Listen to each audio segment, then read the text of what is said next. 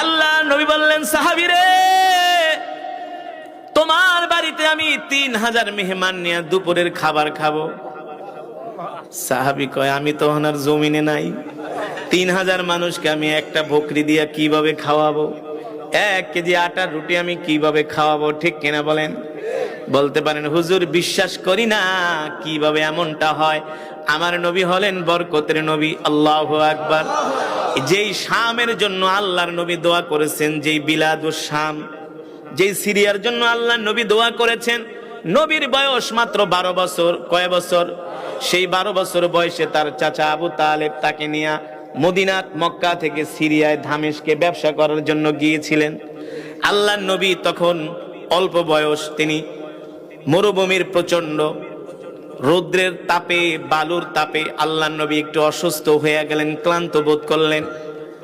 চাচা আবু তালেব বললেন, ভাতিজা, তুমি ক্লান্ত হয়ে গেছো, আমি তোমাকে কোথায় বিশ্রাম দিব?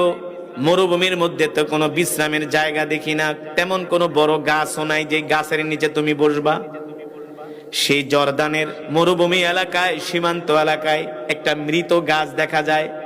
চাচা আবু তালেব নিয়ে আল্লাহর নবীকে ওই মৃত গাছের নিচে বসালেন। আল্লাহর নবী মৃত গাছের নিচে বসার সাথে সাথে মৃত গাছ জীবিত হয়ে গেছে।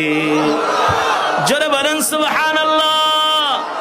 কেন কেন? কারণ কি? আল্লাহ তাআলা বলছেন, ওয়ামা আরসালনাকা ইল্লা রাহমাতাল লিল আলামিন। আল্লাহু আকবার।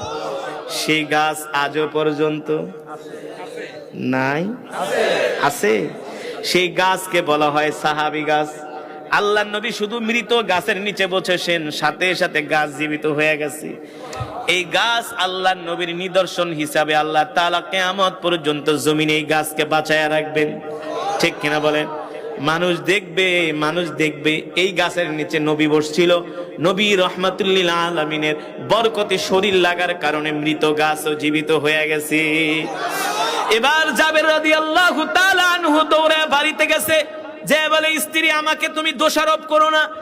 কারণ স্ত্রী যদি আবার মনে করে স্বামী 3000 দাওয়াত দিয়েছে, তাইলে তো স্ত্রী বর্ষনা করবে, তাকে বকাবাদ্য করবে না, যে তুমি এত মানুষ দাওয়াত দিচ্ছ, খাসি একটা, তোমার মাথায় সমস্যা আছে নাকি? কয়, তুমি আমাকে কিছু বলো না। কয়, কি হয়েছে? বলে, আমাকে দোষারোপ করো না। তুমি আটার রুটি 1 কেজি আর খাসি হলো একটা। আমি আল্লাহর নবীকে দাওয়াত দিছি। আল্লাহ নবী কি করছে জানোনি? যুদ্ধের ময়দানে যত মুজাহিদ ছিল, আল্লাহর নবী সবাইকে দাওয়াত দিয়ে দিছে। ছোট বলেন সুবহানাল্লাহ।